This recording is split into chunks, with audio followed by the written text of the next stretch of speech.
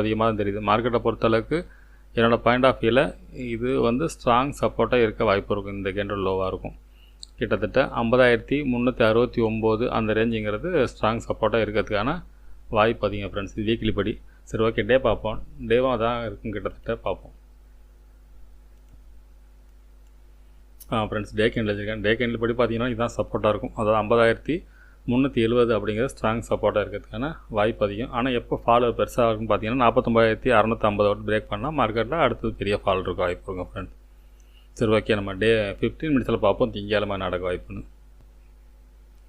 Friends, 15 minutes வச்சுருக்கோம். பார்த்தோம்னா first resistance பார்த்தோம்னா 51,217, அதுக்கடுத்து 51,483, அடுத்து 51,789, அது நேற்று போன ஹை. அதை போல் சப்போர்ட் எடுத்தோம்னா இன்றைக்கி போன லோ தான் ஃபஸ்ட்டு சப்போர்ட். 50,609 அப்படிங்கிறது இன்றைக்கி போன லோ ஃபஸ்ட்டு சப்போர்ட். அதுக்கடுத்து 50,440, இதுதான் ஸ்ட்ராங் சப்போர்ட். இந்த சப்போர்ட்